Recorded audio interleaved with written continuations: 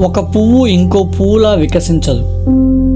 ఒక నక్షత్రం ఇంకో నక్షత్రంలా వెలగదు. అయితే మనిషి మాత్రం తన జీవితాన్ని ఇంకొకరితో పోల్చుకుంటూ గడిపేస్తాడు.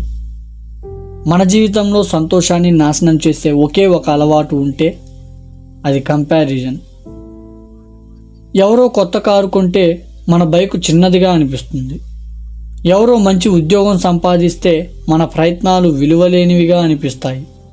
ఎవరో సోషల్ మీడియాలో నవ్వుతూ ఫోటో పెడితే వాళ్ళ జీవితం మాత్రమే బాగుందని అనిపిస్తుంది. కానీ మనం ఒక విషయం మర్చిపోతాం. మనకు కనిపించేది వాళ్ళ ఫలితం మాత్రమే, వాళ్ళు పడిన కష్టం కాదు. ఒక మామిడి చెట్టు ఉంది, పక్కనే ఒక కొబ్బరి చెట్టు ఉంది. మామిడి చెట్టు అనుకుంది, కొబ్బరి చెట్టు ఎంత ఎత్తుగా ఉంది, నేను ఎందుకు లేను అని. కొబ్బరి చెట్టు అనుకుంది, మామిడి చెట్టుకి ఎంత తీయని పండ్లు వస్తున్నాయి, నాకు ఎందుకు లేవు అని. నిజానికి రెండూ తమ పనిని మర్చిపోయి ఇంకో దానిని చూసి బాధపడుతున్నాయి. మనుషులు కూడా అంతే. నీ ప్రయాణాన్ని వదిలేసి ఇంకొకరి ప్రయాణాన్ని చూస్తే నీ గమ్యం ఎప్పటికీ కనిపించదు. కంపారిజన్ వల్ల వచ్చే పెద్ద నష్టం ఏంటంటే, మొదట మనలో ఉన్న కృతజ్ఞత పోతుంది, తర్వాత ఆత్మవిశ్వాసం తగ్గిపోతుంది, ఆ తర్వాత అసూయ పెరుగుతుంది, చివరికి మన సామర్థ్యం ఉన్నా కూడా మనం ఏమీ చేయలేమని నమ్మడం మొదలు పెడతాం.